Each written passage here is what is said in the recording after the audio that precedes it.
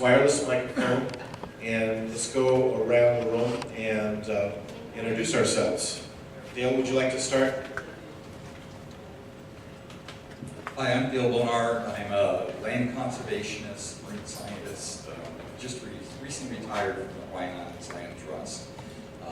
So this is, you know, how his farm works, how these things work.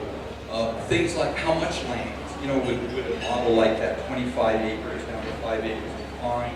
Are there lots of people that say, if I could just get 2 acres, that would be perfect, especially things I do. All of that can be determined. An interesting one here is the organizational structure. We have the Affordable Housing Land Trust, as I said, it's wildly successful. John Anderson is their executive director. I apologize he couldn't be here today. Their board yesterday approved either taking this on as a project or being a fiscal sponsor for this until such a time as it might wish to set up as its own nonprofit. It makes perfect sense to operate under them. Don't have to go through the whole hurdles of starting a new nonprofit. John and his team there are experts in how all the funding sources work. We've got terrific relationships at state and federal level, so it should be a much faster process than if we were starting from scratch. John and I, and actually Ted Yamamura, who's the agricultural liaison for the county, are starting to meet next week with most of our county council members just to bring them up to speed and to implant this seed of, you know, we're going to have to come to them to talk about getting that ordinance modified. Anyway, so these are the various things that the organizing committee is going to be wrestling with. Next slide. Okay, so the implementation steps, the process of pushing out, the organizational structure. We've been working at identifying some potentially available lands, including some county lands that could be made available for this. There's other county problems with doing that. The county is really interested in this because of our sustainability challenges here. One of the things that will take a while is identifying the eligible farmers, the ones that know what they're doing, that want to do this, that there's a good chance they will become these long-term family farms. We're working with University of Maui campus here, which has just started this fall, a new program, the New Farmers Initiative, under the Agricultural Resources Division there. The goal of which is to take these young folks, the young students, and teach them how to be farmers. And that it's not just, oh, here's how you plant seed, here's how you use your herbicides, but it's, here's how you do a farming business. You know, here's how you do your finances, your marketing, your investments, your, you know, everything that's around what it takes to run a successful business. So we're in this process now. Now, a month and a half, 2 months ago, pulled together this group of folks saying, good idea, bad idea. Would you be willing to be involved? And every single one raised their hand, you know, which is terrific. And a number of people since then have wanted to be involved. So we're going to be meeting again next Friday, February 8th, at the University of Maui, or University of Maui campus. We have a room set aside. 2-hour meeting. I'm a great believer in short meetings to get things done. And we'll be breaking up into work groups looking at various of these issues here and getting us prepared. If any of you are interested, I did bring a sign-up sheet here, which will sit at my table here. If you want to come by and put your name and contact info down, put you in the loop there. So folks are welcome. And we'll see where we go with this. Next slide. David insisted that I put a canvas together here. It was good. It helped me sort of focus the ideas. I wimped out when it came down to, well, let's talk about all the costs and things here. I mean, that needs to be developed. You know, there are farms out there. The families are farming now. The farmers are now getting on in age. They're not able to farm. Either they don't have any kids, or the kids are totally uninterested in staying in farming, but they would love to see the farms stay in farming there. So There are a variety of different opportunities. Working with a nonprofit, there are great benefits to doing donations, whether it's a partial donation, land, bargain sale, or sometimes through donating. So there's some of those opportunities. Working with the big landowners, working with other big ranches. So we've been talking with them, and there are folks interested. Next slide. If anyone wants this, I'm happy to send it to you, but just let me know. Okay, so for those of you sitting there going, oh wow, that'd be fun to be involved in, here's some particular things that we could use. I was very pleased to see Chris and Lynn and Don talk about helping develop websites and things. So I'll take you out and bribe, and I did reserve a couple. I reserved Affordable Farming Maui and Affordable Farming Hawaii URLs there for the website. So it's a start. Having some legal expertise that can oversee, take a look and say good, bad, nah, this doesn't fit laws. Community and legislative outreach, identifying that, and then financial support. Because we will need to be, raising money as a nonprofit just for some of the operations. So, yeah. Anyway, I think that was what I had. Was that the end? Oh, yeah. So if you want to talk to me, that's me, my cell, and so feel free to get hold of me. Happy to answer questions. To get the discussion going, what I'd like to do is to initial questions and comments. Alan, could you come up? And Tim, could you come up? Their job is to sort of keep the ball going. Yeah, sit up here, sit at the table. Well, let me introduce Alan and Tim. Many of you know them already, but maybe not. Alan, as he mentioned earlier, is a farmer and has been involved in educating farmers through trial and error and is evolving. But he's also in the study with the special group. He was part of the group that was involved in this. He was also part of the Ag Design Conference and wrestled with a lot of these issues. Tim has been a long-time community activist here, and as well as a videographer and other things. So he has a good idea of some of the politics and dynamics that are involved in getting anything done in the community here. And he's also been working on a model for a farm in HECO. So he's been thinking about this. So let's start with I'll say one more thing. What I talked to you about here is the nonprofit model. There are similar types of things going on around the country. Some are LLCs, whether they're a CSA, Community Supported Agriculture, or cooperatives or whatever. So sometimes the people actually get the fee land as well, but land's a lot cheaper in Ohio than it is here. So a lot of these same ideas could be used on the for-profit side. Good setup. I'm a nonprofit long, so that's my need. Okay, well, I'll just take a moment. I think it's a wonderful, Dale, so thank you very much for sharing all of this, because you brought a lot of really great ideas together. And I don't know that there's a lot more that I could add to the vision as you presented it, so it's really wonderful. I'm proud to say that my first contact with Dale and Marge was as a farmer in Port Townsend. They were customers. And so then here, actually, they've kind of become clients because I help people set up guards. So I've gotten to know them in other contexts than just in sort of professional context. Sorry, I'm not used to the microphone sort of thing. I would really stress, as a farmer, the point of the live-on-farm aspect being a real sort of deal breaker. I tried it when Kelly and I, not when we first moved here, but we came back to Maui after being gone for 9 months, attempting to move back to our farm in Port Townsend. But that's another story. We came back and leased just an acre of land to try to do a market garden.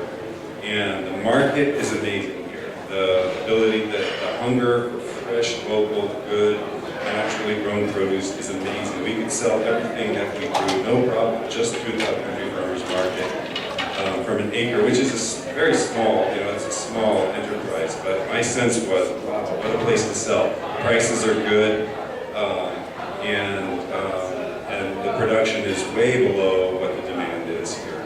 But the problem for us was we weren't living there. We were a 20-minute commute from the farm.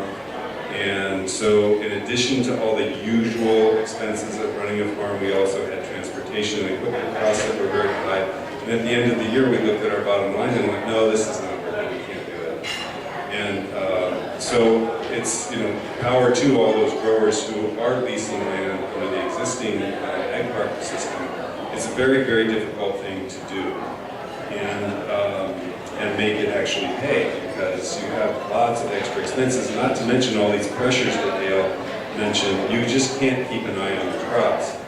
And the ability to see what's going on and respond to it immediately is really, really important when you have things like deer, pigs, especially. We never had any problem with those animals, but I mean, they can do so much damage in just one night that you have to put up some kind of fencing and protection for your crops. So where's the incentive if you don't either have security in your lease?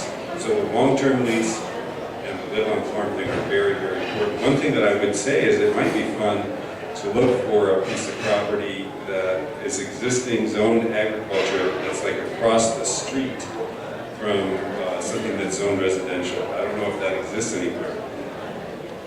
Okay, so we'll move on to that, because there you could jump into it without getting a regulatory,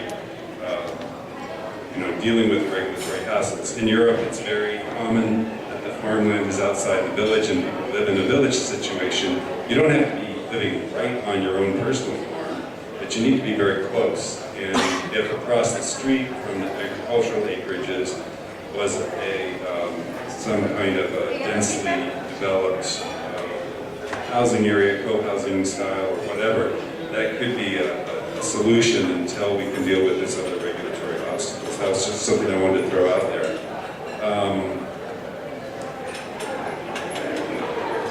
The question that I might ask is, some of the questions that came up for me, would it be possible to convert some of the existing ag parks into this model?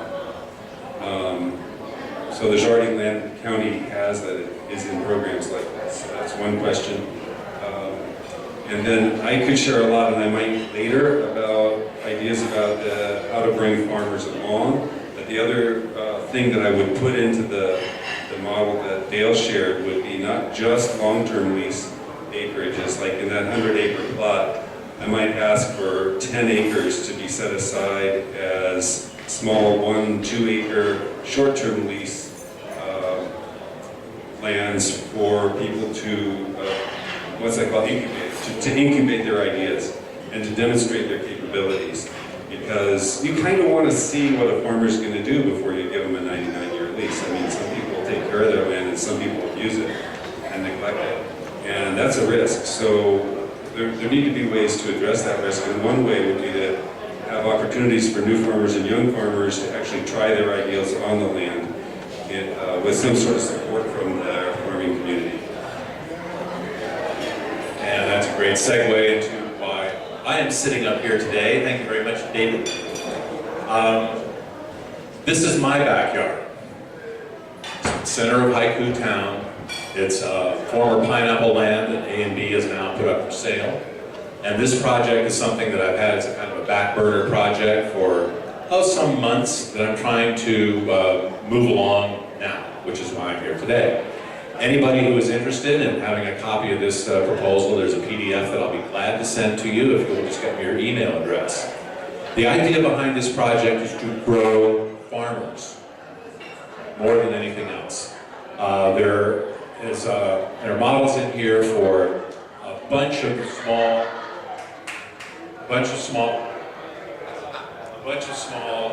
business operations. There are a lot of different opportunities for grant funding of elements of this community co-op farm.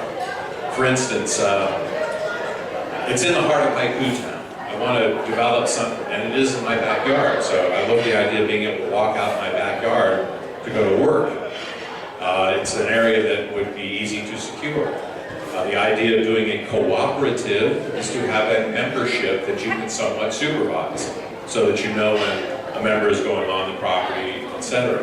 The idea would be to train farmers. There are many, many different models for doing that.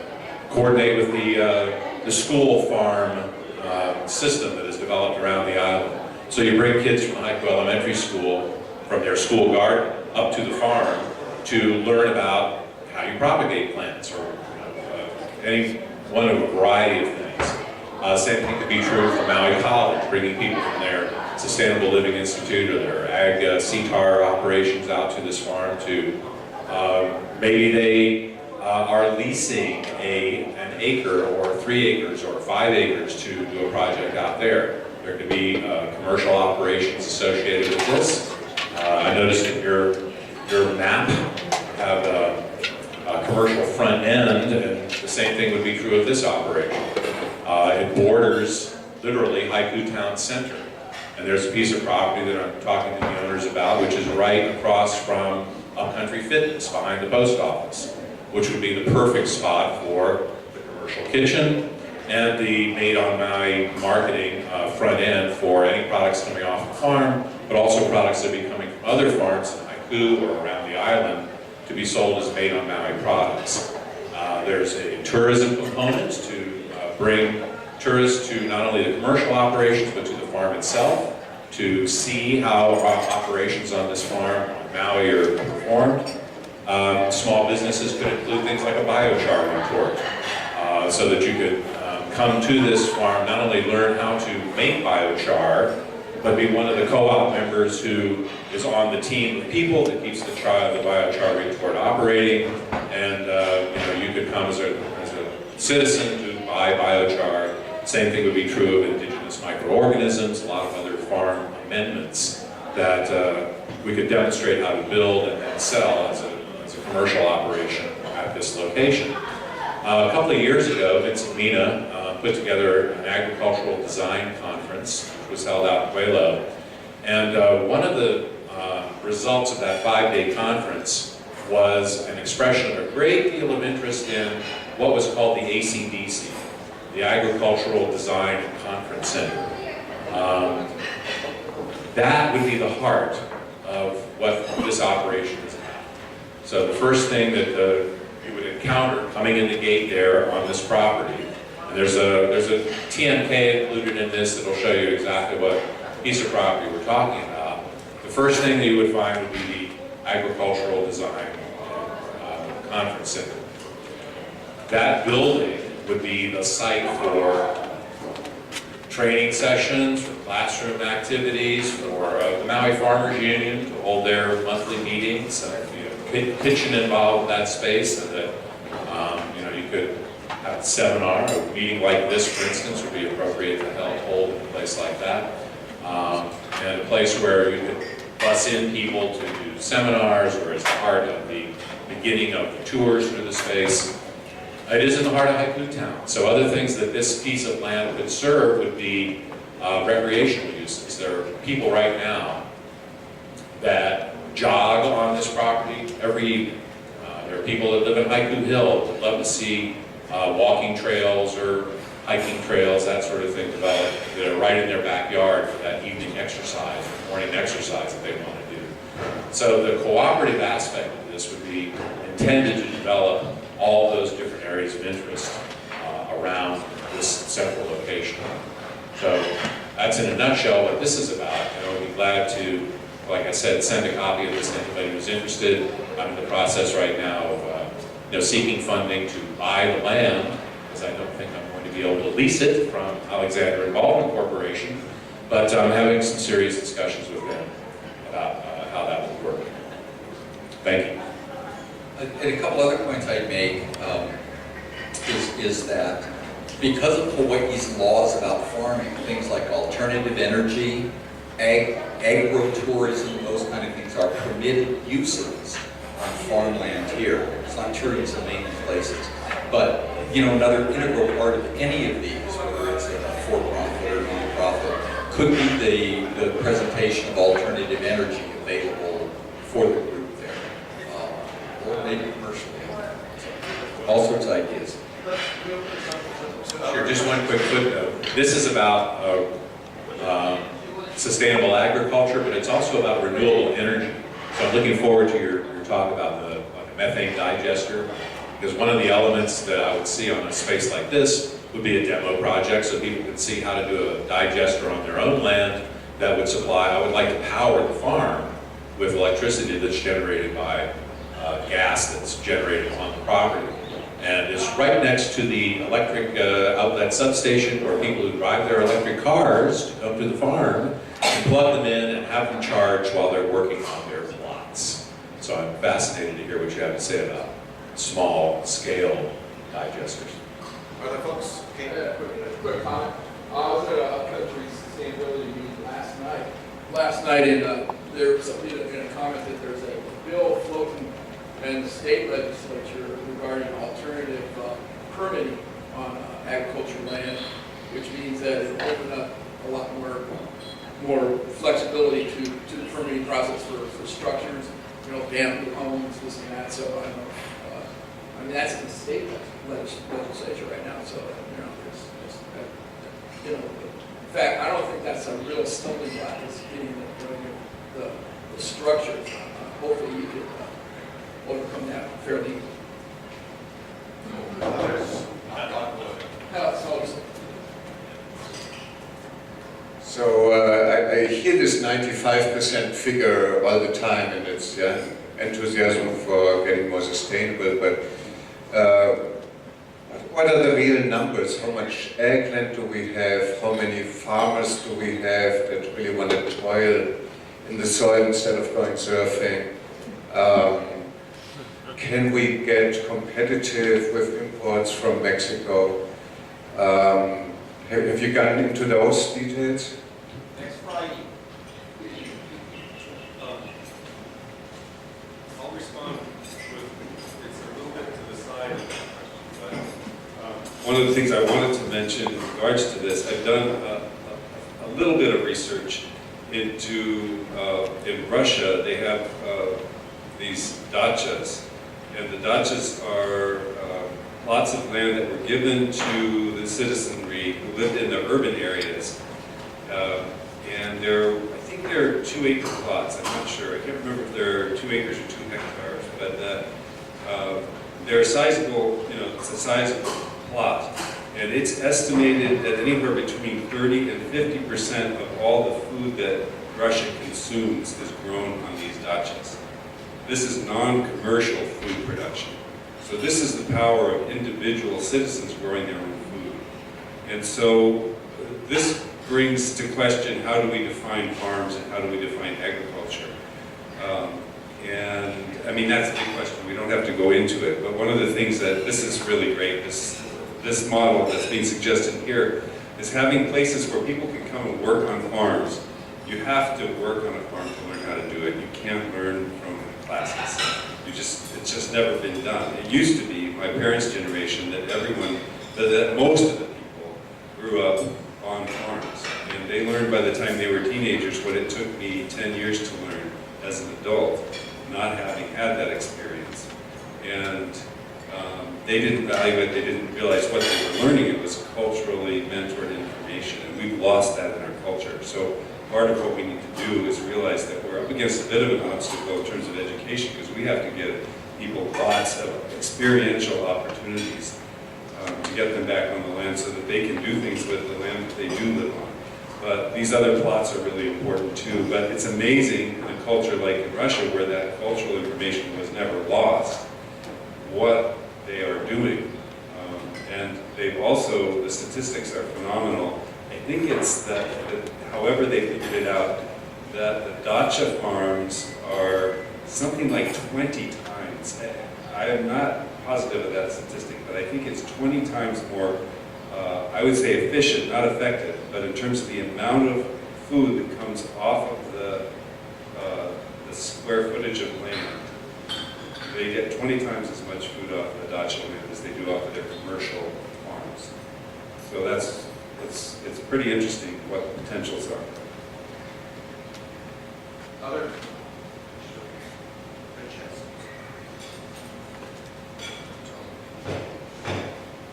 Hi. No, it's very interesting that you mentioned the dacha farms, because I'm from England, and they have something called allotments over there, and an individual will get a small piece of land, and I'm talking about 20 feet by 30 feet, and they get it for 5 years, 10 years, and there's a huge waiting list for this kind of thing. But I think it might be something to think about to maybe people would want to get into farming on a small scale, not so much on a business, but more just to feed themselves, learn the trade, and then, you know, if they do really well and they're succeeding, then upgrade to maybe commercial farming, and you know, and sort of have a feeder system so you can weed out the, you know, the talent, so to speak. So that's just kind of my input.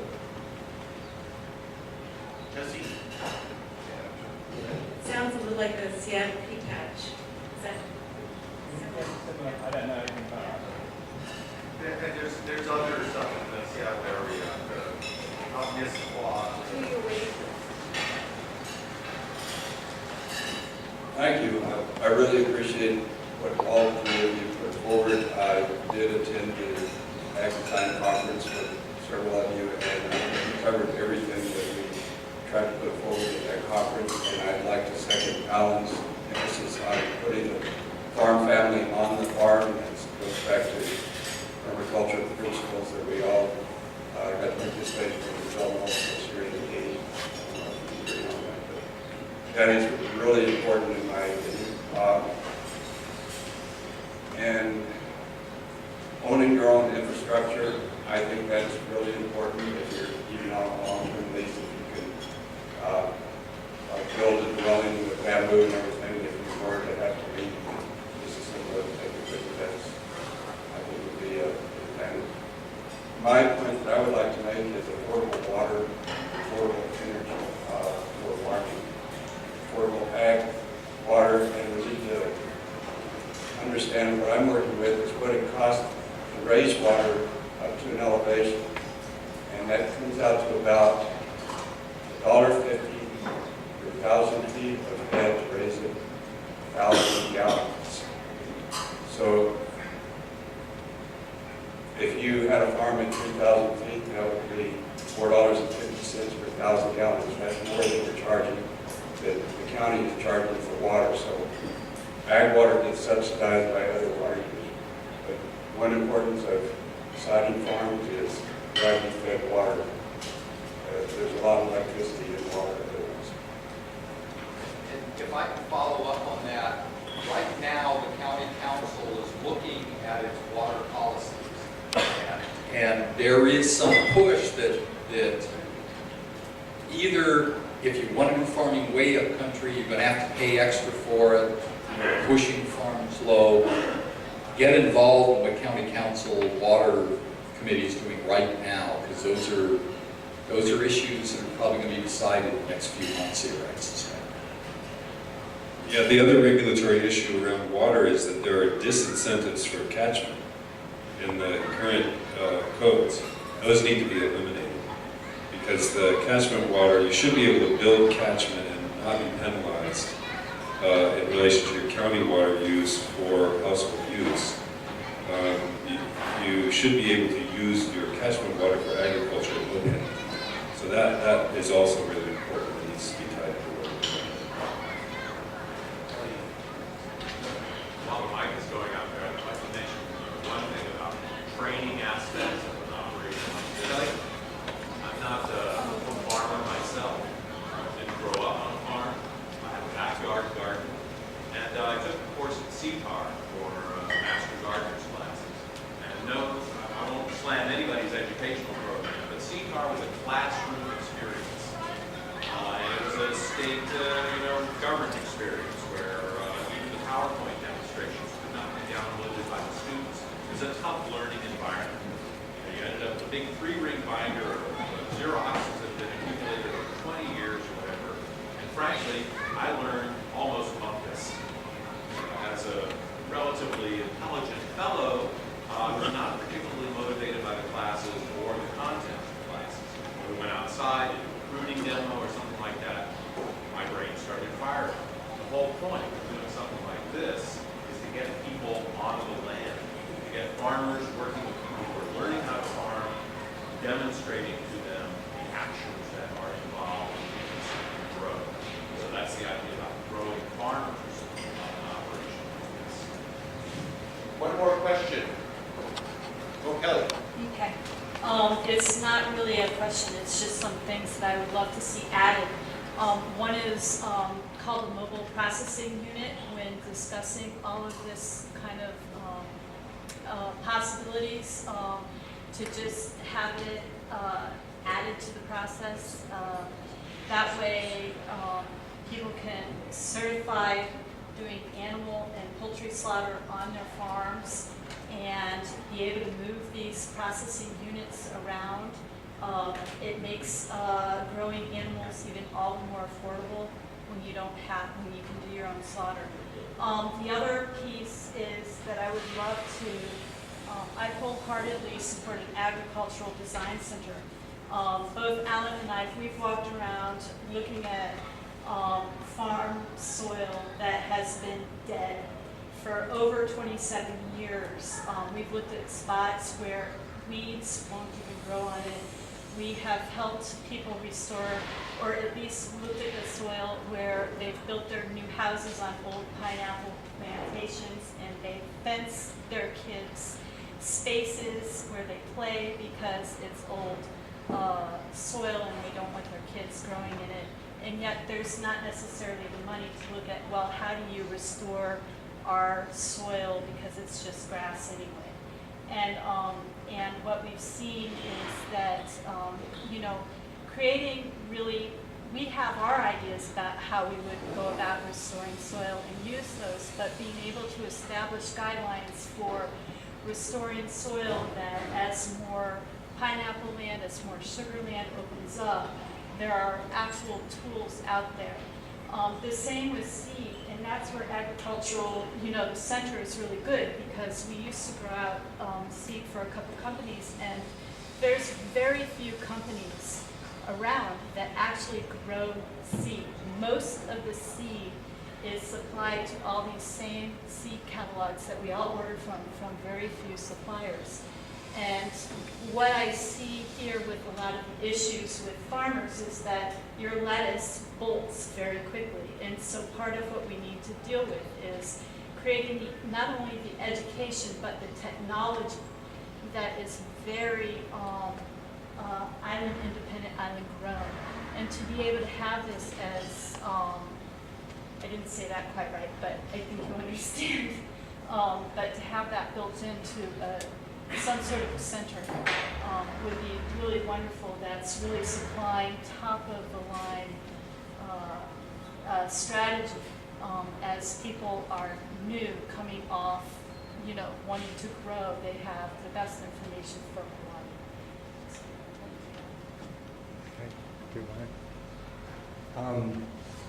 I grew up across the street from where Tim lives. So I spent my life playing in a pineapple field and God knows what in the mud.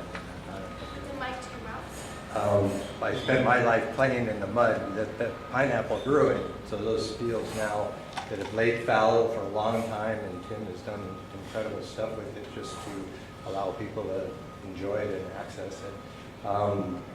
It's great to see it go back to a state where it can now become, you know, something that's organic or usable compared to what it was as a pineapple field.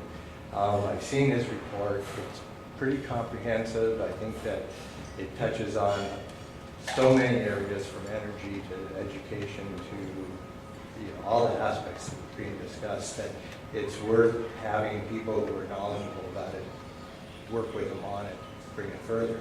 I've sent it to a person that I know has property on Maui, but also works with venture capitalists on the mainland, waiting for a response from him.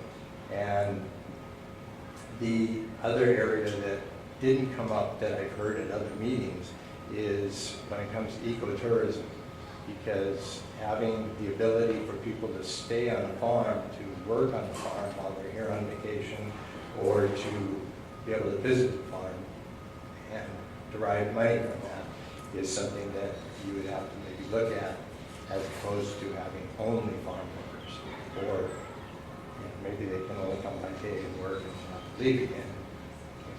Get closed by the property. So those are just some thoughts. Thanks, Thanks, Jim. Jim. And thanks to all of you. We do have some ecotourism going on right where we are. It's quieted down a little bit, which is good. We're good. What I'd like to do now is to have, there are a couple people that arrived who weren't able to introduce themselves because we went through that already. So maybe you could introduce yourselves, and why don't we start right here? Good morning. My name is Neil Strominger. I've lived on Maui for 12 years. I have a venture capital background from the technology days in California. And I'm happy to be here and hearing all these great ideas. I did want to say how much I love what these folks up here were talking about, because anything that makes farms and not houses, I'm in favor of. Fewer houses, more farms. Great. Thank you. And I'll start with Danielle.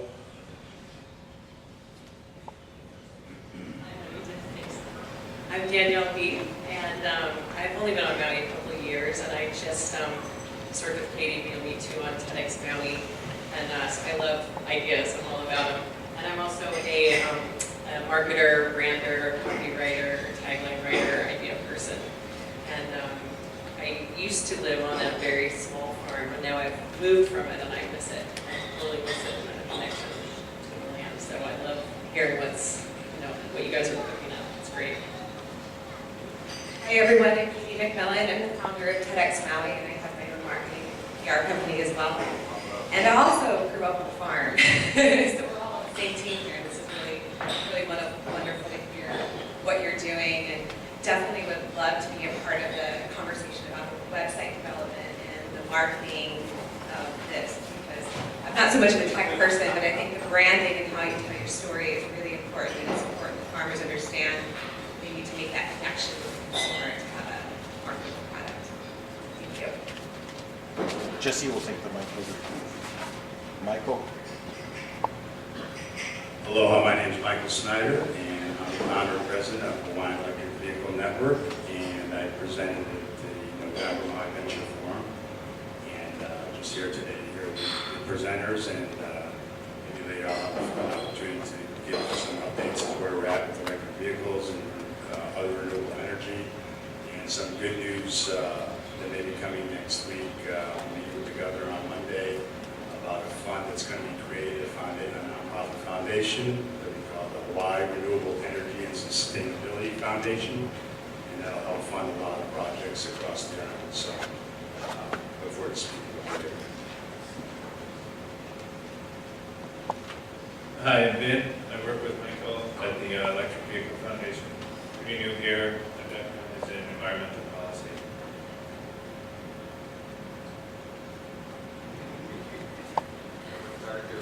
Hi, my name is Lauren, and I'm here. Ben kind of got me interested in just the environment and the farming, and I am new to Maui, but I hope that I can be a part of this and listen to the changes that are made and see them go in just a generally beneficial direction for the people and the animals and everything in Maui. Make a better change.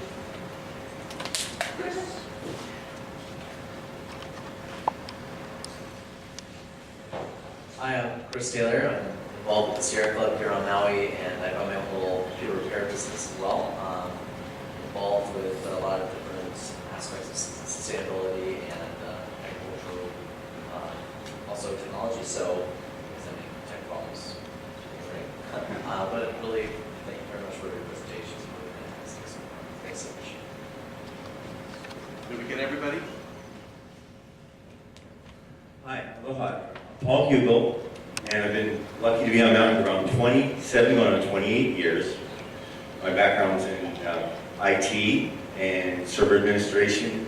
I host at WP Engine, where we have a whole bank of servers serving up WordPress sites. So if you need server administration, I've worked on a network of 7 SGI workstations. I was a research partner with SGI. Started out at Maui High Performance Computing Center, when they launched in 1992 as an independent research investigator with a Maui Scientific Analysis and Visualization of the Environment program. And my vision has always been to establish Maui as an environmental sciences center of the world. So I've been burning that candle for quite a few years, and if anyone would like to collaborate on any level, they need technical support, high bandwidth video conferencing facilities. I got a 50 megabit downlink, 5 megabit uplink, and a studio across from the Hawaiian Islands Humpback Whale National Marine Sanctuary. And thank you. Thank you, Paul. And Paul is videotaping what we're doing today. And I actually just was did a New Year's empty out the boxes thing and found a wonderful photo, which I need to put up online at some point here, of Senator Inoue opening up the Small Business Development Center in 1990. And in the corner is Paul filming it, videotaping it in 3D. And so one of these days we have to see if we can find out that 3D video.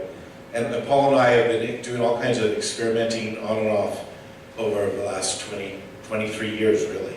So thank you, Paul, for being here today. And we're probably going to get versions of some of what we did today up on the net, so other people can get some of this information. So, having said that, it's time for lunch, and we've got a buffet over here. Grab some food, and then in about 15 minutes or so, we'll get updates from Michael Snyder, Lynn Rasmussen, and I'll give you an update on what's going on with the Hawaii Community Exchange. And then Rich Foster is going to close with a presentation about compressed natural gas and methane and related topics. Thank you.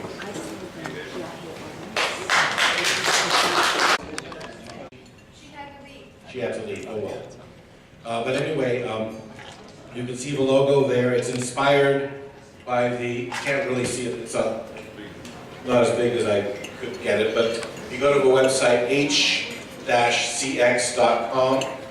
and the logo was inspired by the Loi, the taro patch, with the idea being that the taro is sort of the taro patch is the primal exchange, where you have sunlight, transparency, you've got the water bringing nutrients, and the water, as you could call that, money. You've got the soil and the taro beds creating a structure and discipline, and also being a source of nutrients that are conveyed by the water. You've got the sunlight, which is causing photosynthesis and also illumination, also brightening things up. And then you've got the keikis, the businesses that are planted and grow in the taro field. So a little bit of our biomimicry there. So that's our little triangle up there is a taro patch. Yeah, and it also looks a little bit like a sailing canoe. So be on our ongoing voyage. So that's the thinking behind that. The other thing is we do have, for those of you who are platform designer types, we're actually up on the Mission Markets website.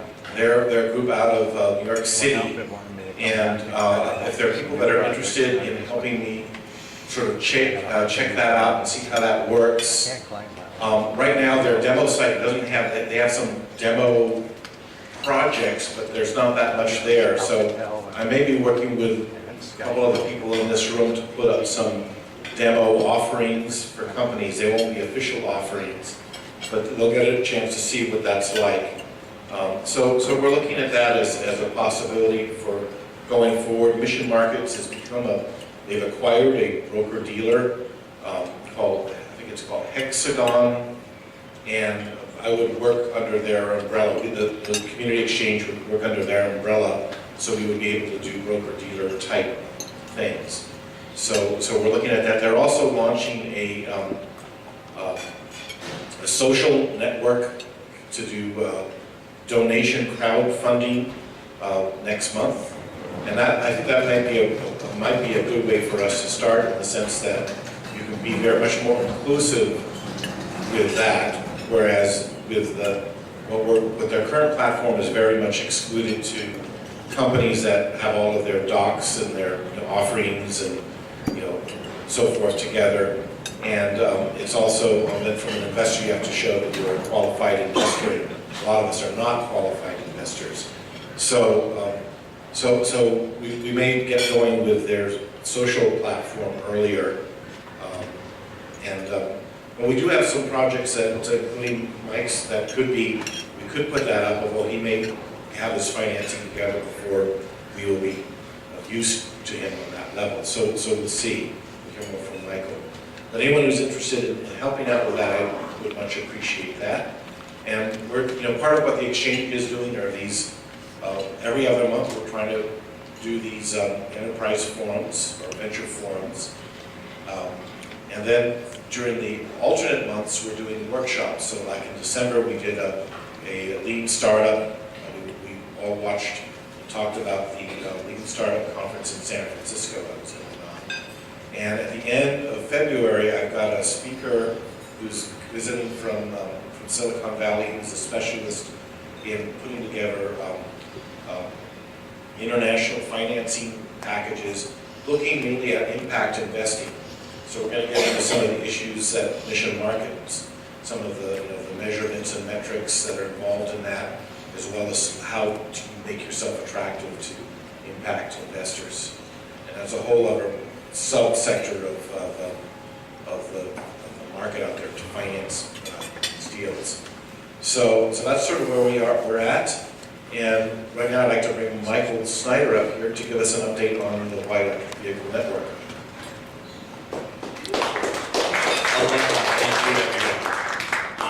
As I stated previously, I was at the November Maui Venture Forum giving a presentation. The name of the company is Hawaii Electric Vehicle Network, but we're actually a renewable energy services company. We'll be doing more than renting electric vehicles, although that'll be a major component of our business model.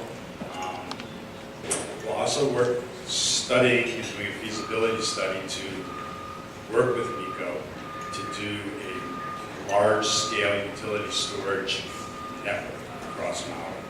And that will serve a lot of purposes. It'll help allow people to install PV in areas that are not maxed out. It'll also capture a lot of the curtailed wind energy that's produced by Kahiava and Hawaii, which is a pretty significant amount of energy. So it'll help the utility company have to purchase less fuel, put less CO2 in our atmosphere, and use the abundance of clean energy that we have here, as most of you know, to capture some of that, store it, and transfer it to the utility company when they need it, which is what they like. Our company has gotten both, it's a Hawaii-based sustainable business corporation, the first in the state. And as part of that, we have a mission and a responsibility to provide a specific public benefit for the people. So I mentioned when I was introducing myself previously that there is going to be a renewable energy and sustainable foundation that's going to be established, and that will cover projects throughout the state of Hawaii, and hopefully that will be announced in the next couple of weeks. As I said, I'll be meeting with the governor on Monday, and we'll have some further information about that, and hopefully I'm sure he'll be very supportive of the setting up of the foundation. Also, if any of you live in the mid to south Kihei area, we're project partners with the U.S.-Japan Smart Grid Demonstration Project, and they're looking for people who live in that part of the island to be volunteers. They'll come and install a home area network and monitor your electric usage, and in return they'll be offering potentially putting a PV in your home if you don't have it, or possibly offering use of an electric vehicle. So if anybody lives in the mid to south Kihei part of Maui, you can see me and I can get you in touch with people with the Smart Grid project. We've got, in terms of our fleet vehicles, we've gotten commitments from Ford for their C-Max Energy. I've probably seen a lot of commercials lately about the C-Max. There's a plug-in version, and also the Ford Fusion, which is a full-size car, which is a plug-in version. We're just waiting to get people trained to service the vehicles because the dealership doesn't have anyone trained yet to service them before we bring them into our fleet. And we have a new project partner, which is HECO Energy, locally based here in Maui. And we're going to hopefully be opening our temporary facility at our permanent location in the next 60 days. And HECO will be deploying a photovoltaic array and battery energy storage system to help support DC fast charging stations, which will be available to the public at no cost, courtesy of our partners from Japan. And we'll also be offering level 2 charging equipment for people to charge it as well at no charge. So there's, in general, the electric vehicle market, as most of you know, Tesla's Model S got me in the car of the year out of all the cars that were produced. And they're moving forward quite strongly and briskly. Their next model will be Model X, which will be a 7-passenger crossover vehicle, which is really cool. And I expect to have a Tesla Model S of my own in the next 60 to 90 days. So even though I'm doing business with the company, you can't really cut in front of the queue. So, but that's basically what's going on with Evan. And as I said, I look for in the next week to 2 weeks an announcement about this renewable energy and sustainable foundation, because there'll be multiple millions of dollars that will be the seed to start it off. And again, it'll be for projects that you are all interested in or looking to promote related to renewable energy and sustainability. For events, for actual companies, for startups, for seed money. So it's something I think is a great opportunity. And it'll be probably part of it, there'll be a specific fund set up in Memory Center in Maui. So we're quite confident we'll have a lot of support and federal funding as well for the foundation. So thank you so much.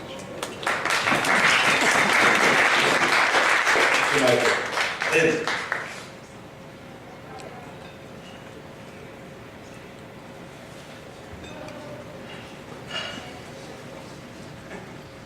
Hi there. I was prepared to do a demo today, and then a bug cropped up in my app, and my guys have a flu, and so I wasn't able to do the demo today. I didn't want to show you a buggy. I didn't want to be up here messing with my technology while talking to you guys. I gave a presentation in November, and since then we've been working on the app, and since then it's very interesting because the people I talked to a year ago that I designed this with and for are still very eager for it. I'm getting emails from them saying, we're really excited.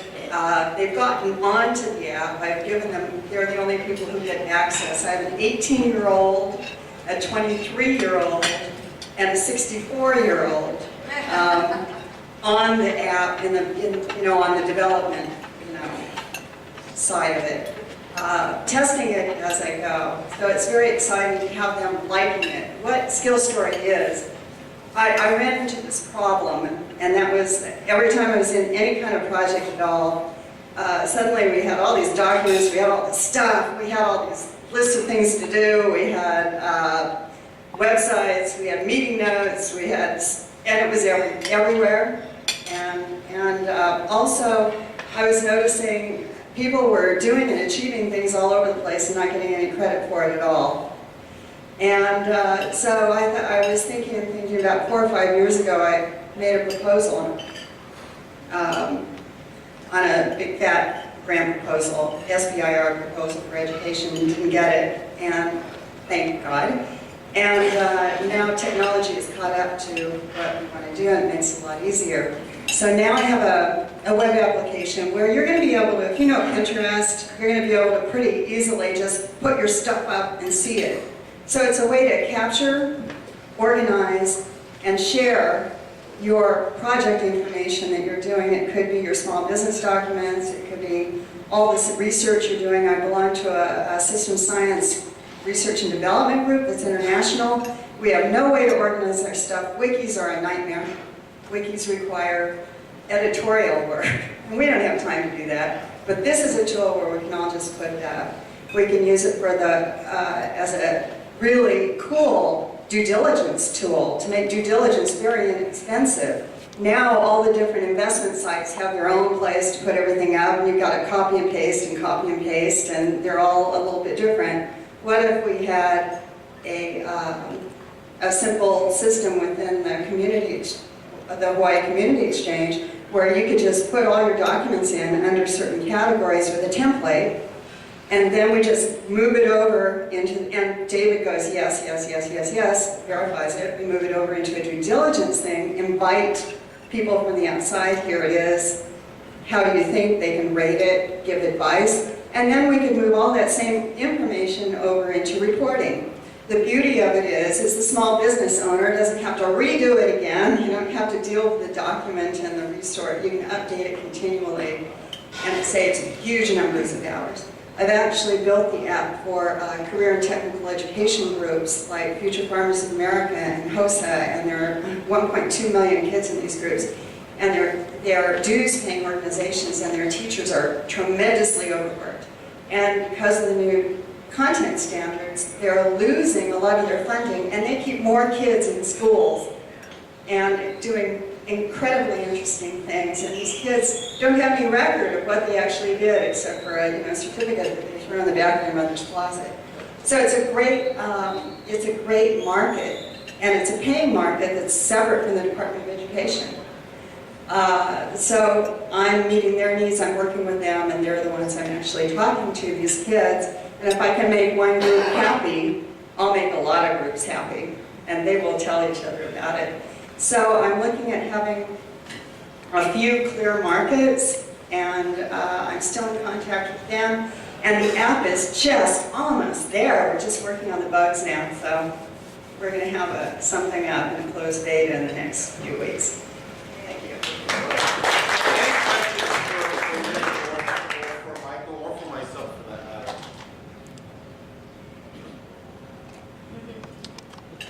Okay. Was that a question? Was that for a question? Yeah, question for Michael? Is that what you? Yes. Okay. Hello.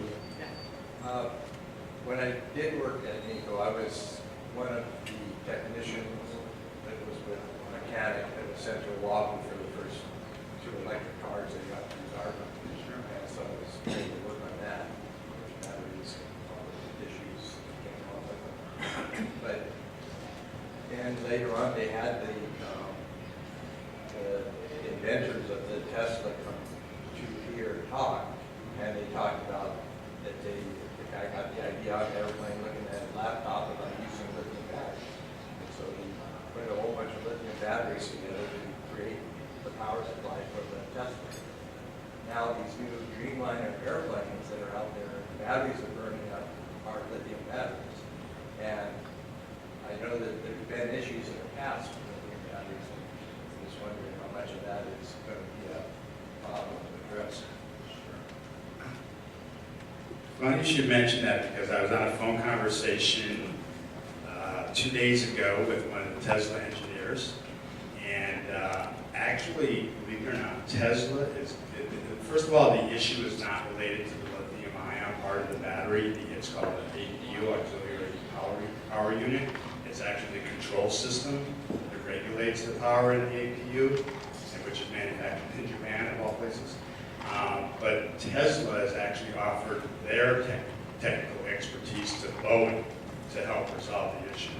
So, but in general, lithium-ion, the Chevrolet Volt had a fire after the Highway Transportation Safety Administration crash tested it, put it on the side for 3 weeks, didn't discharge the energy in the battery, and then the thing, electrolytes leaked out, basically smoldered and caught on fire. So, people see the headlines of things, and they don't read the details, and they don't find out what the specifics are. So Tesla, for example, Tesla has been very slow at releasing a product because they want to make sure that they release it with a very high quality control standard. But in general, you're right about the lithium technology. In your cell phone or your laptop battery is different than what's usually in the cars, although Tesla does stack thousands of basically batteries in a row. Basically, originally the concept was like lithium ion from laptop computers. It's since modified the design. But lithium ion's here to stay for a while. There's other new technologies and even some organic material batteries that are being worked on right now. The industry is changing extremely rapidly in all aspects, whether it be utility scale, all the way down to laptops and electric vehicles.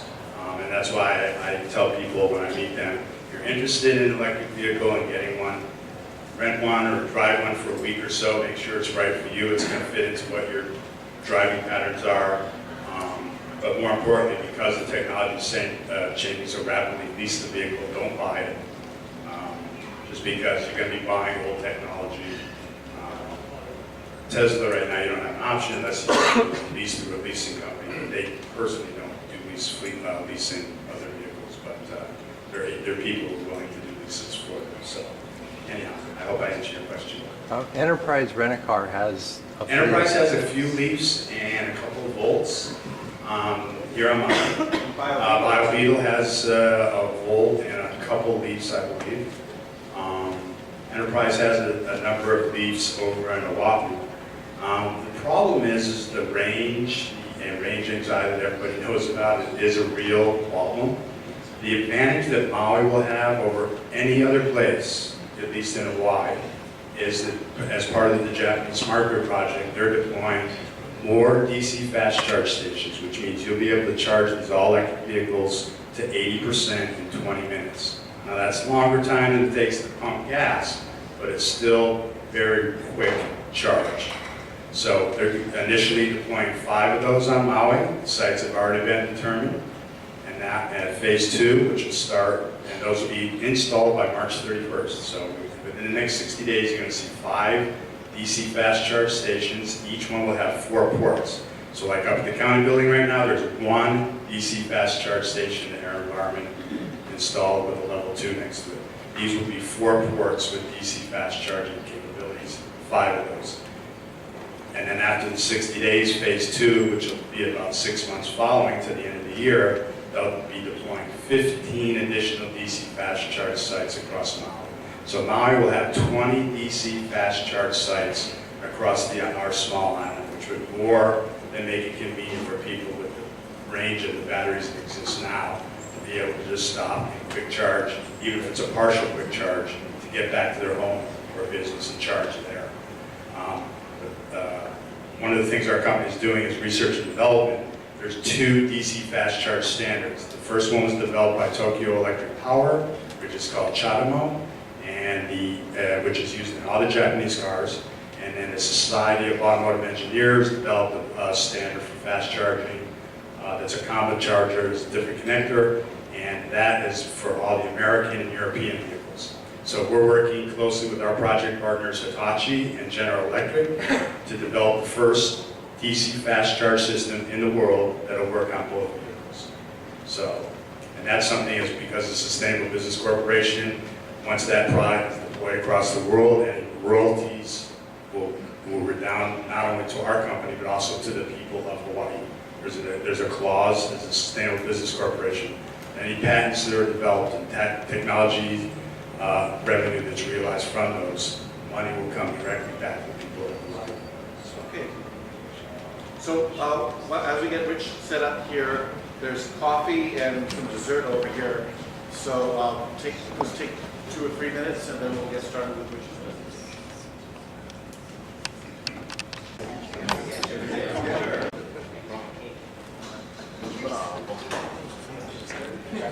We'll get started.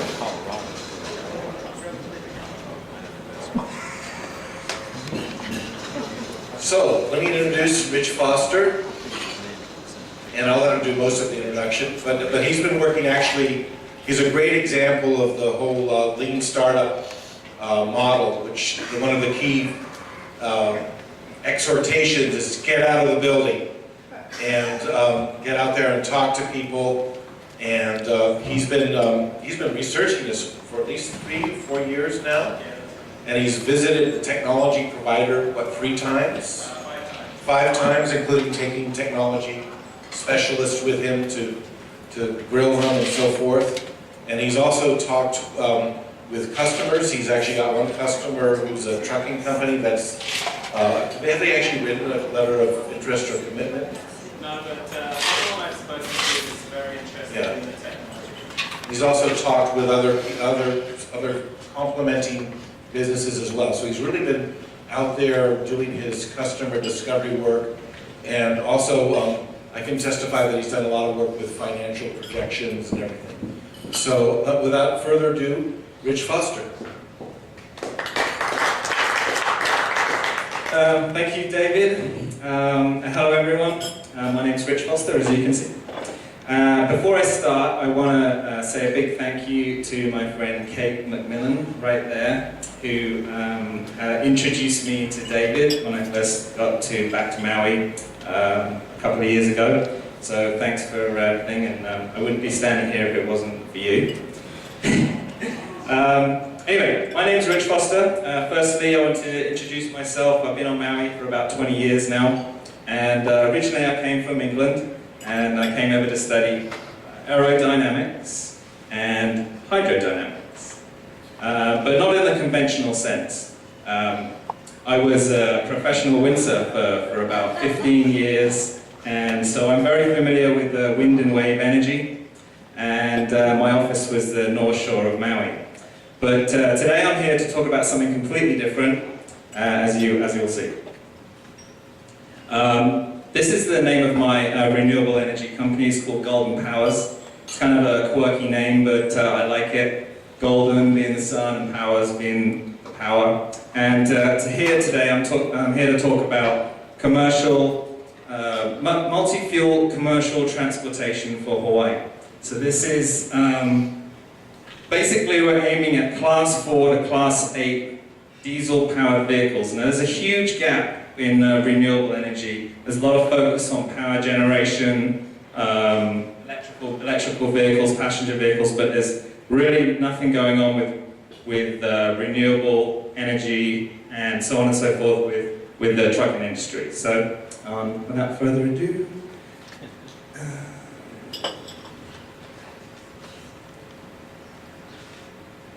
so this is an overview of the trucking industry in Hawaii, and there's 17,000 Class 4 to Class 8 diesel vehicles on Hawaii's roads.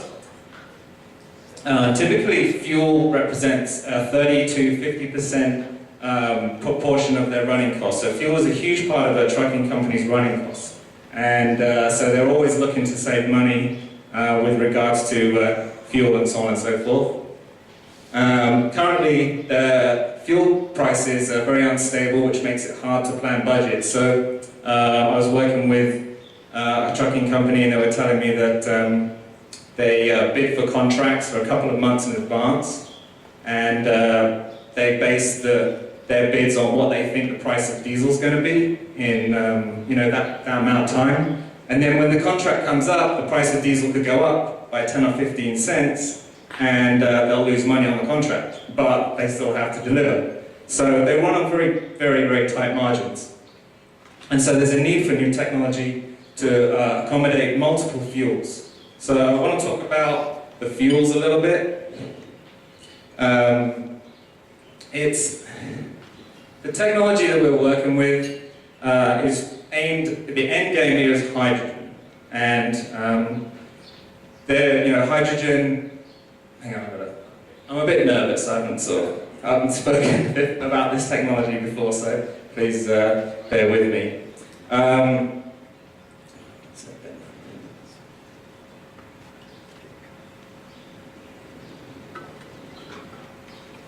Okay, so I'm just going to go on to the next stage. But basically, there's a plasma spark injector that we're introducing to the trucking industry, and the plasma spark injector will be aimed at Class 4 to Class 8 diesel-powered commercial vehicles. And Golden Powers will provide the injector technology that's invented by Advanced Green Technologies. Now this company is based in Phoenix, Arizona, and it's the brainchild of a guy called Roy McAllister, and he was the founder of the American Hydrogen Association. He founded the association about 40 years ago, something like that. And the technology provides the trucking companies with an opportunity to, that's the injector that they're going to be putting in the engines. It will eliminate 90% of the toxic emissions.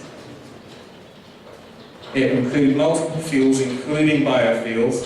So we're talking CNG, methane, but it also includes diesel and propane possibly, and biopropane, because I know the gas companies are making biopropane on Oahu.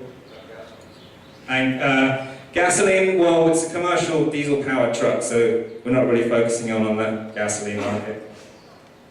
There'll be a 15 to 30% fuel savings. Now this is the big kicker, because basically what AGI has done, Advanced Green Technologies has done, is they've changed the combustion event inside the cylinder.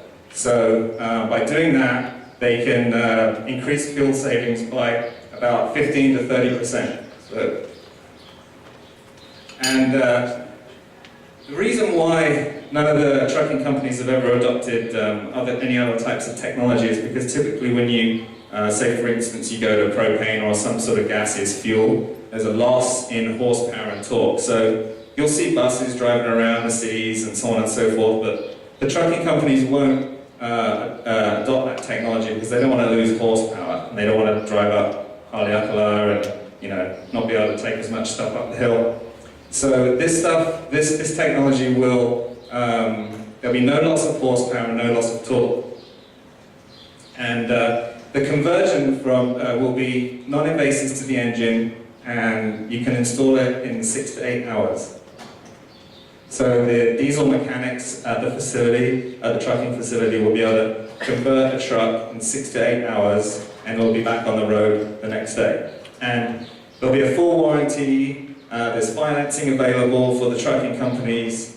There's all kinds of options. So there's even a free option whereby the trucking company will put a GPS tracking device in the truck, and the company will split the fuel savings until they're paid off the conversion price, and then so that there's actually a zero money down option.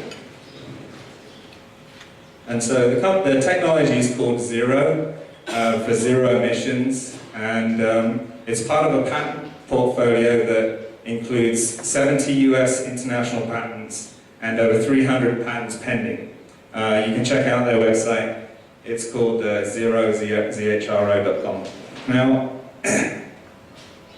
I want to talk about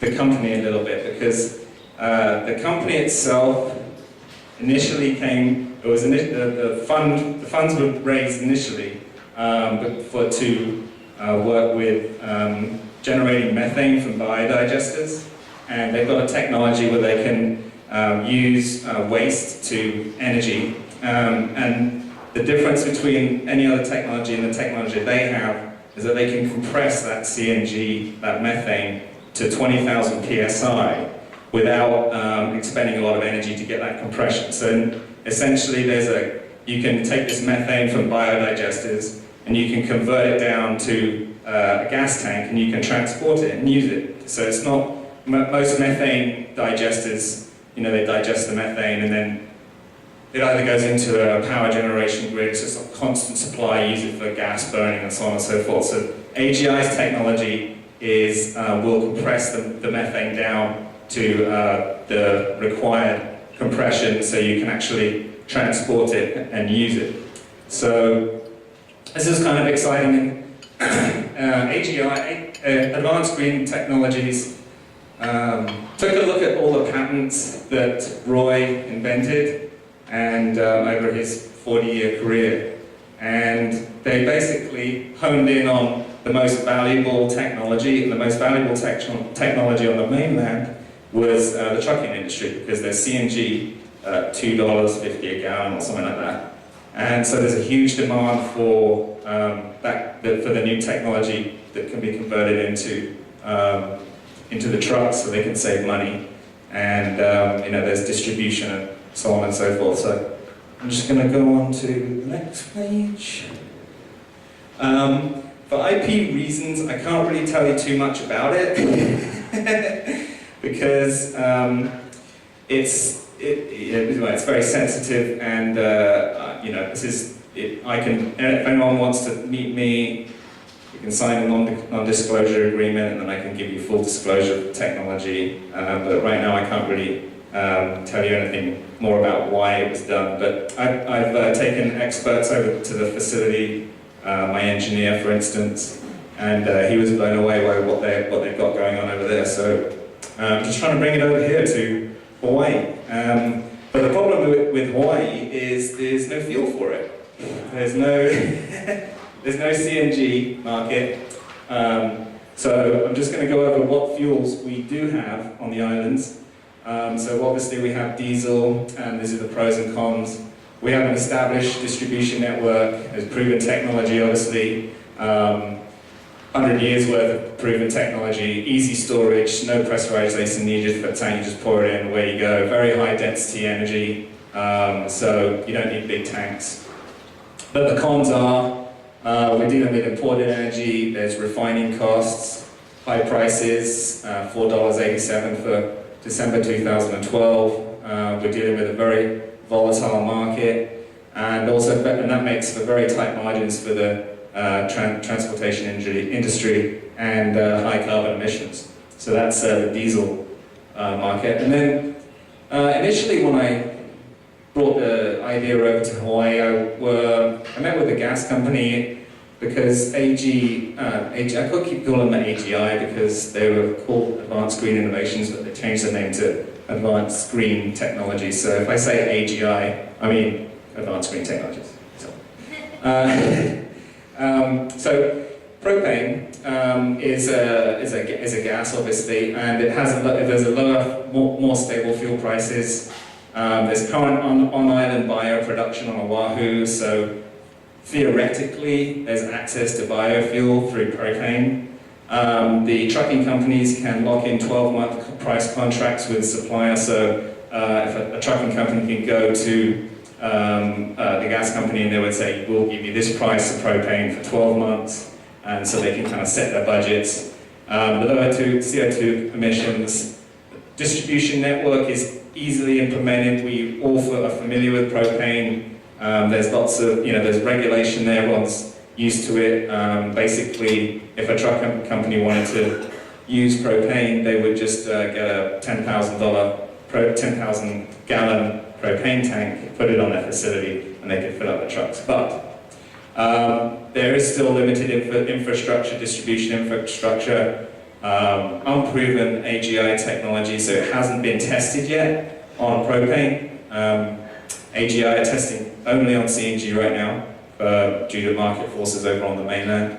And there's a possible premature failure due to non-vaporization in the cylinder. It's kind of a technical term, but basically if the propane doesn't get dissolved fast enough and goes into the carburetor and goes into the injector, it can blow the piston up. So there's some pros and cons for the propane, use of propane. And so now we go on to compressed natural gas. So there's even lower, more stable prices now than propane. There's massive investment in natural gas in Hawaii. The gas company just announced last week that they've got a phase, they've got a plan to bring CNG over here. It's coming, and it's going to probably replace oil with regards to power generation in the next 5 to 10 years. So they are heavily invested in that. There's also possible on fuel production, methane. I've sat down with the HCNS engineers, I've calculated how much energy can be derived from the sugarcane fields. It's around 40,000 DGE, which is diesel gasoline equivalents, around 40,000 gallons of diesel a year or something. It's a ridiculous amount that can be generated from the sugarcane fields. It represents about 40% of the fuel that's used on the islands. So, but the technology is not there. It's just not efficient enough, and natural gas is there and it's going to come over, but it's so the kind of the race is on. I think we will eventually start producing our own methane, but we're looking at like maybe 5-10 years out. So let's get back to the pros of compressed natural gas. You can lock in 12-month contract with the fuel suppliers, low CO2 emissions, no refining needed apart from degasification. It's going to come over in liquefied form and it's going to get decompressed. And then there's low carbon emissions. The cons is currently zero availability in Hawaii. So there's no CNG over here. Zero distribution infrastructure. Unproven technology in Hawaii because it hasn't ever come here. And it's harmful to the environment with the way they extract the fuel from the fracking. I'm sure we're all familiar with fracking and the CNG debate that's going on.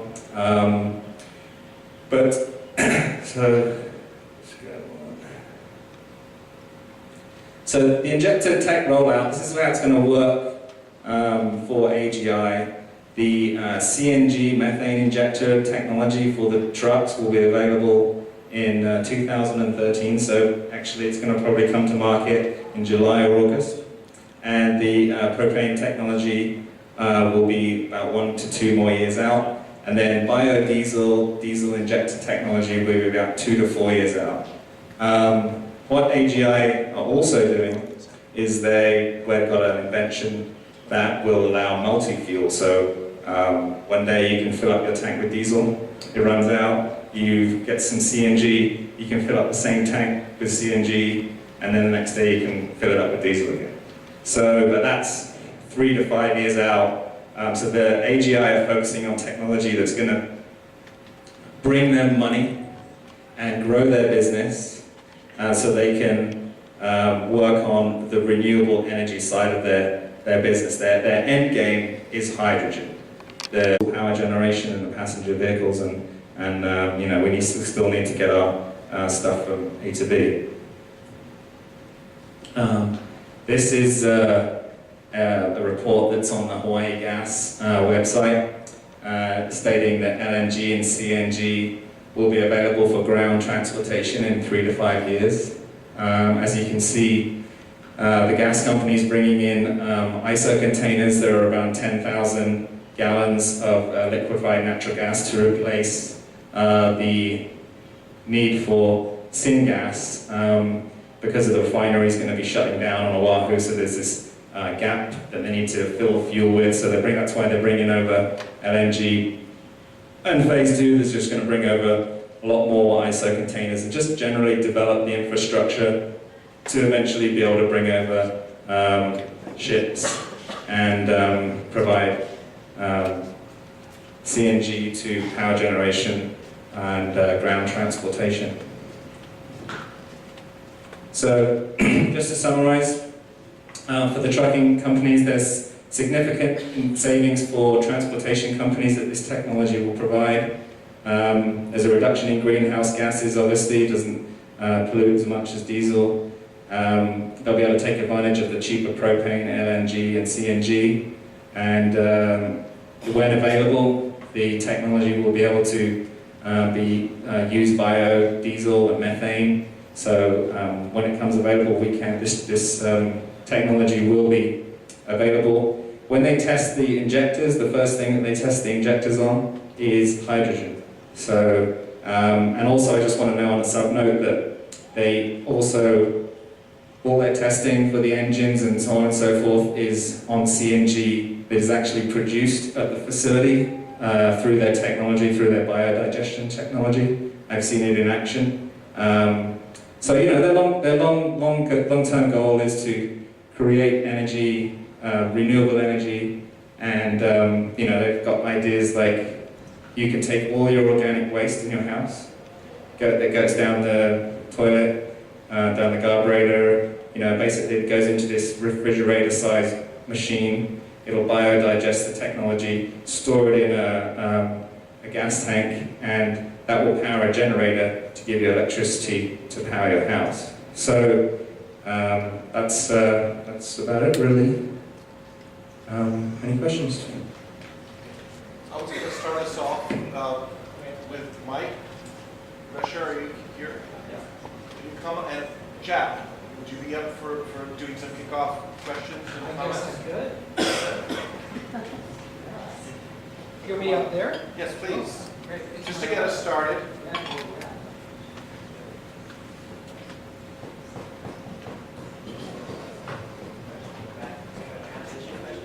We have why don't we start with Mike? Are you primed, or Jack? Are you ready?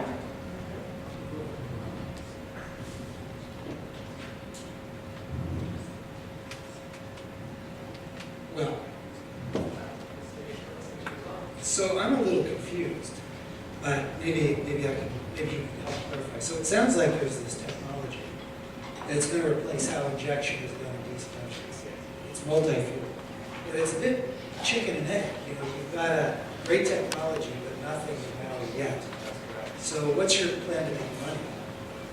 Or are you planning to make money the next 3 years, or are you just looking for investment to just sort of get you through till the cargo ships bring the rest of the stuff you need? Well, pretty much you just pretty much nailed it. I'm also working with a very talented engineer that has his own ideas about energy storage, and so we're working on a proof of concept right now.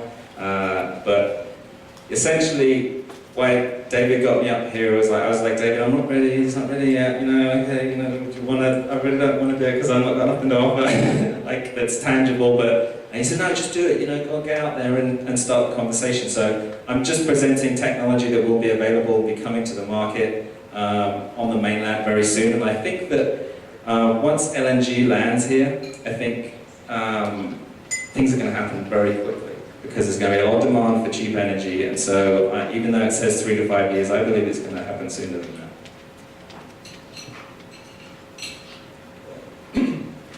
Obviously, I have some technical questions about the technology, but I'll have to sign the non-disclosure. Meantime, I did see the governor's State of the State address just last week, where he talked a lot about bringing in the LNG. There's some issues with how that's brought in, and exactly. My interest is more on-farm creative fuels. Looking at the chart for your technology and the rollout, that's part of it, but it's not the initial piece. The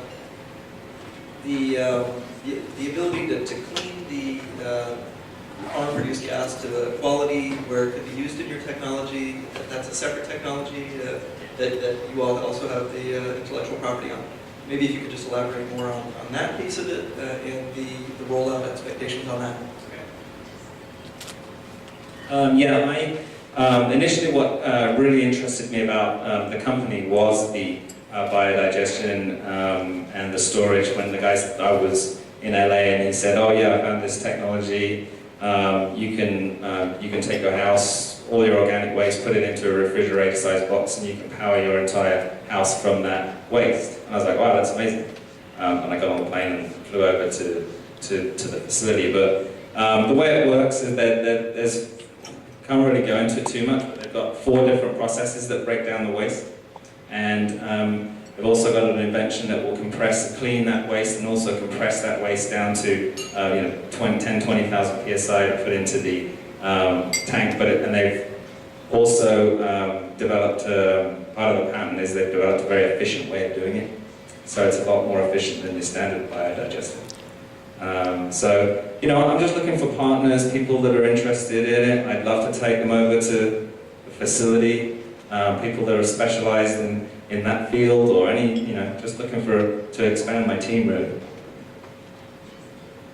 I was just thinking that this notion we've been talking about sustainability is really important to the islands, and we're having a conversation, David and I, at our table about, well, what if Alexander and Baldwin stopped shipping things to Hawaii? Or what if you couldn't get fuel here?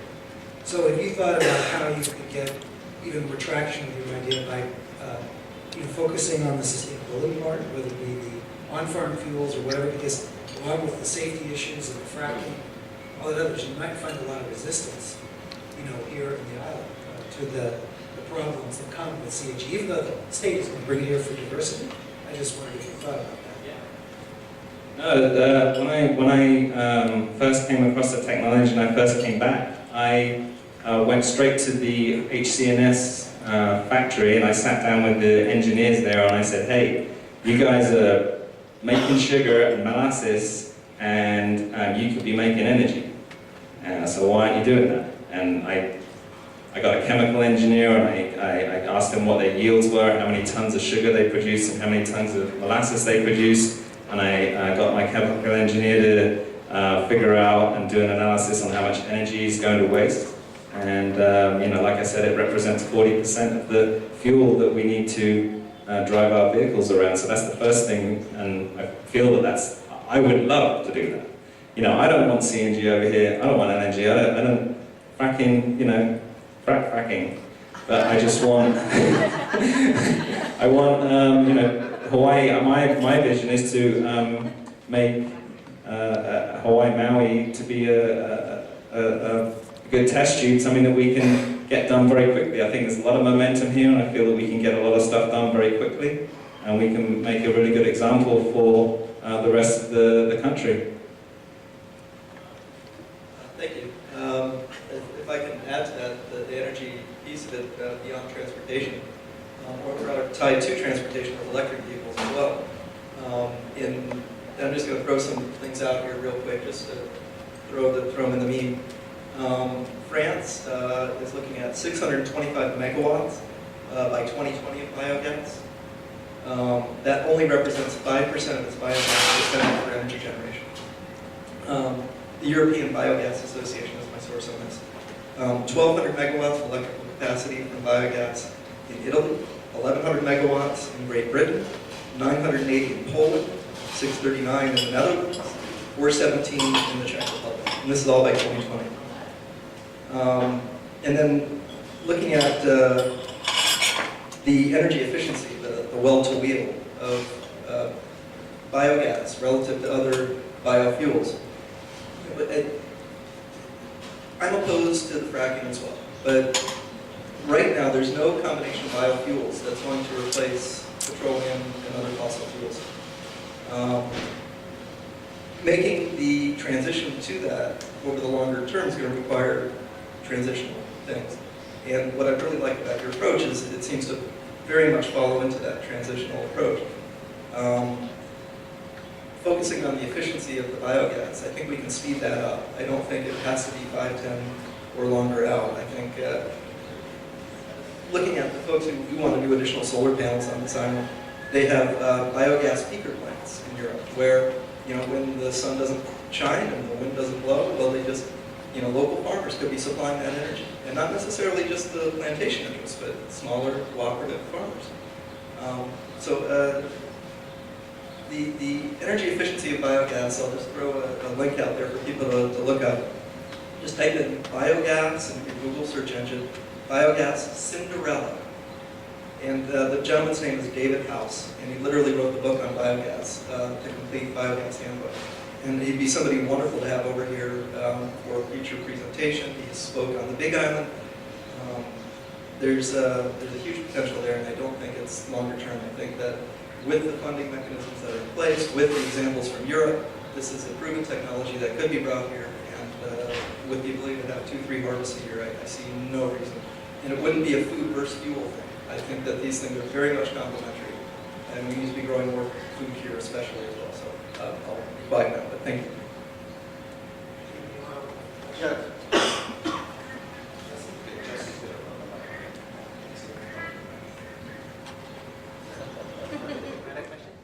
I do. So this is kind of coming from that agricultural angle. First of all, is this technology, in terms of the injectors, is it something that can also be used by agricultural diesel engines, like boat diesel engine? So any diesel engine can apply this technology? Not to a certain size, yeah. So not the really gigantic ones, but the tractor size would work. Okay, that's great. The other, this is a comment actually. So that biogas, I just know a little bit about biogas, but basically it takes a certain proportion of organic material to nitrogenous material in your digester. as far as I understand how that process works, because the bacteria need things to build proteins with.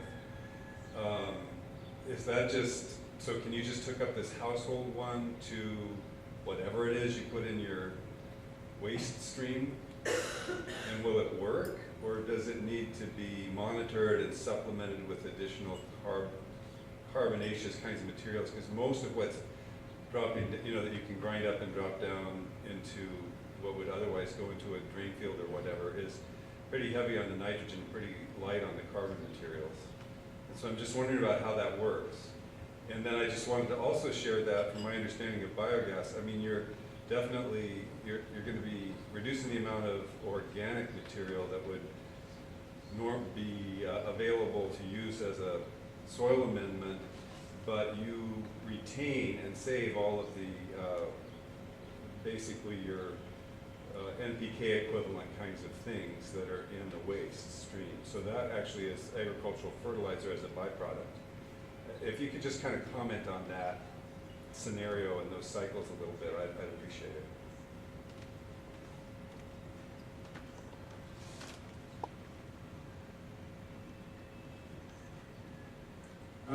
I think that you should sign an NDA and take a look at the invention.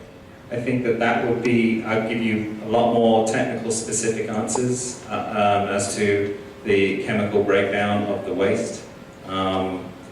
Because, essentially methane is just carbon and hydrogen. There is, one of the byproducts is 100% carbon that will come out in a powder form. But to be honest, I don't know anything about the fertilizer aspect of what the byproduct is. But I'd love for you to take a look at it. So let's talk. Anyone else? Toma? Okay, then Kevin. Just a note, I spoke to Chris earlier about Jim McElvaney, who did an anaerobic digester up in Kula some years back a decade ago. $1.5 million demonstration plan up in Kula, and they ground up waste and put it through the anaerobic digester and came out with methane, fertilizer, and fish food. Fish food, they tested out with a ping pong ball out in the ocean and dragon and caused a feeding frenzy. The pheromones were really attractive to the fish. It was a very successful demonstration here on Maui of the technology, so I really support you on that. By the way, that was probably 15 or 20 years ago. And the guy, Jim McElvaney, had a company called Unison, and they actually had a demonstration facility up on Maui on the North Shore. Kevin, do you want to? Yeah, a quick question. I guess there was talk, I think, it relates to this about I don't know if it's a reality or not, but some compressed air storage system. Am I saying it correctly? And then supposedly Molokai Fire Department is going to be putting in an off-grid photovoltaic, and then their storage, their supplemental storage is going to be some type of compressed air. I don't know. I might have the terms wrong. No, I thought it was compressed storage, but I think it's just for generating electricity. I would power the car. So it can't be a storage. Basically, you load up a bunch of cylinders, put them in the car, drive the car. It runs that air. Yeah. It's also by the truck. Yeah, I don't know what it is trucking, but there are stationary applications as well as the car. There's a French engineer, Guy Negret, I believe is his name, and he's involved in the small vehicle compressed air project. As far as on-site energy storage, there are areas that have huge like salt caverns and that sort of thing, and they're able to increase the pressure in those, and then they're able to release that pressure, run through equivalent to wind generators when they want energy. There's also smaller on-farm uses of air. It can be used to run the equivalent of pneumatic tools, and other forms of just kinetic power in addition to electrical power. So I'm very intrigued by air as an energy storage. It doesn't have, lead's, going to potentially have a problem, other things have problems. Here's a solution that doesn't. So, yeah, thank you for bringing that up. Mike, I noticed that you didn't get to introduce you or get Oh, to introduce yourself. Yeah. You came after the second round of introductions, so why don't you introduce yourself? Okay, sure. Aloha. My name is Mike Drescher. I've been here on island for over 3 years. Big Island a year and a half before that. Originally from the East Coast, South Florida, so being back in the tropical region is very much a homecoming. But I spent a long time in California, where I studied ecological design. I spent some time at the Green MBA program, looking at the nexus of where technology, business, environment all meet. And over here we have such incredible potential to affect the future for both the environment, for ourselves here, and now's the time we have to do it. So I am interested in collaborating with any and all of you who are interested in furthering these things. So right now I'm farming up in Kula. I have an aquaponic farm, but I'm also interested in the energy and educational pieces of this, and so that's my background. So thanks for all your time. Chris? Yeah, I got a question.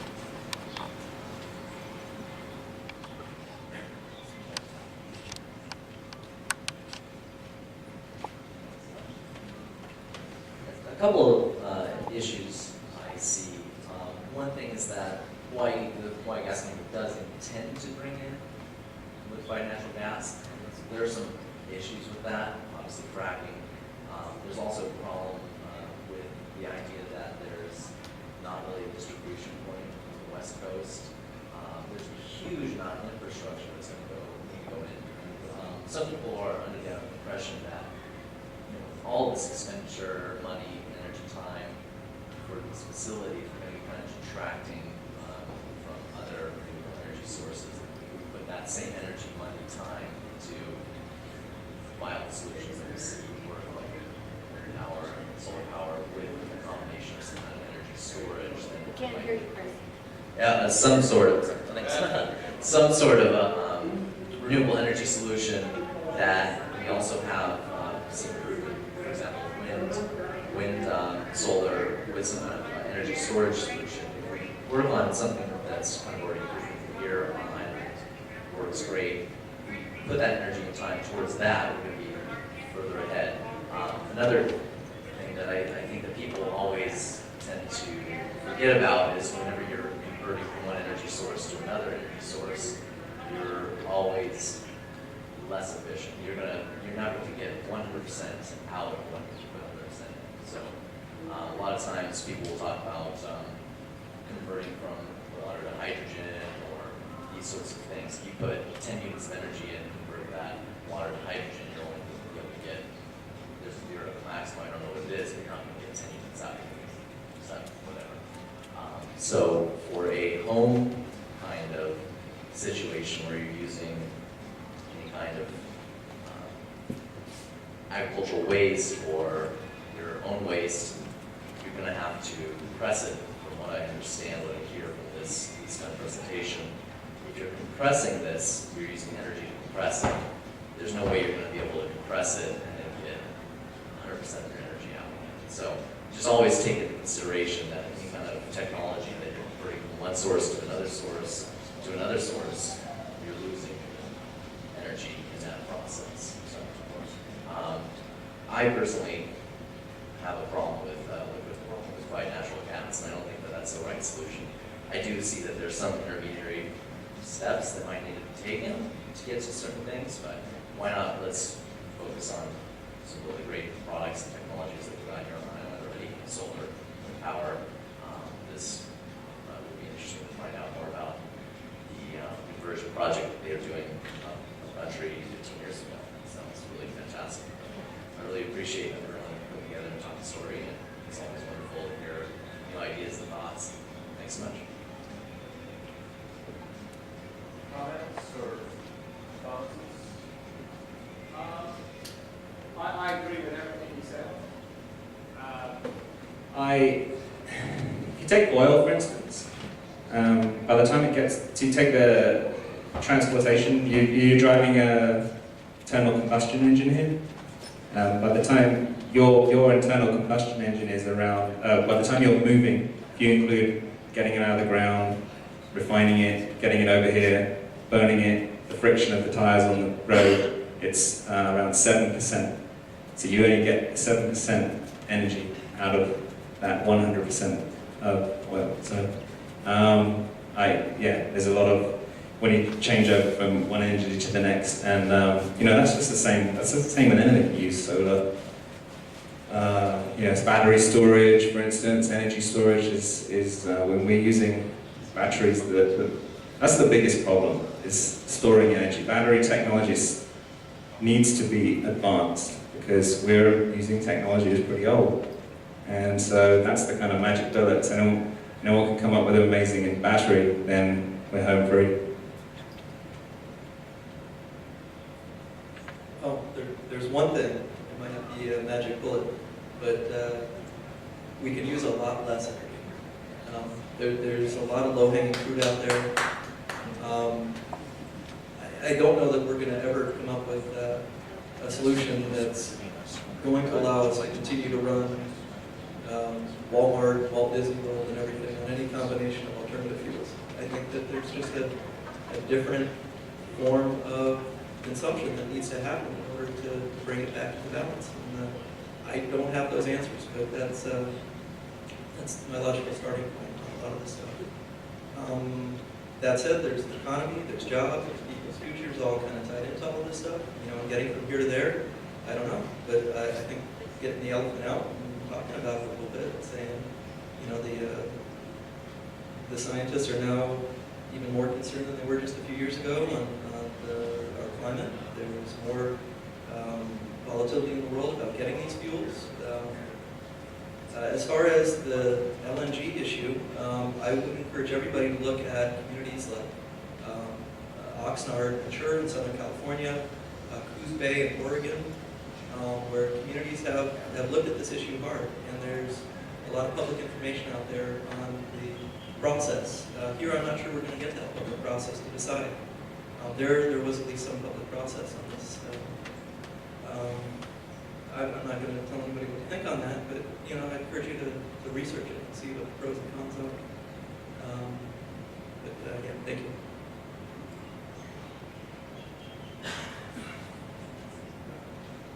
We're actually after our finish time, we can hang around a little bit, and wanted to thank you all so much, and especially Rich, for putting this together. And I wanted to give a last word, or one of the last words, to Don, who's visiting over from the Big Island and is developing an accelerator, and hopefully you'll come back.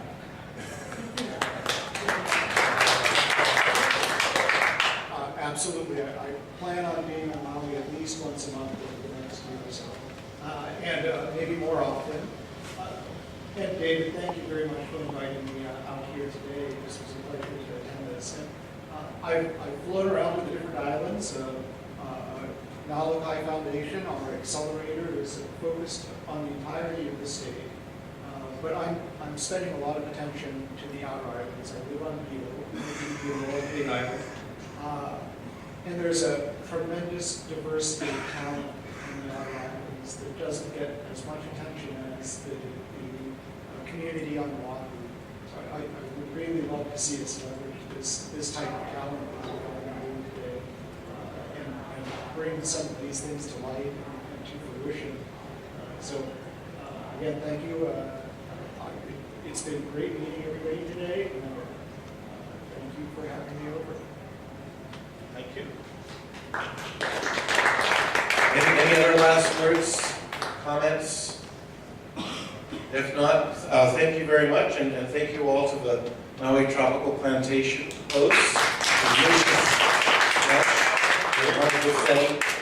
And mahalo very much. We are, one last thing, we are on your calendars, February 28th, I believe that's also a Thursday.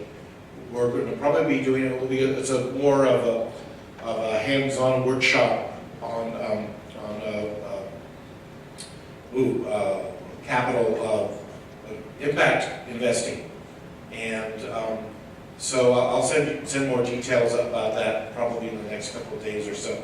Also, Toma's reminding me, I think you're reminding me, if I'm getting the telepathy, contacts.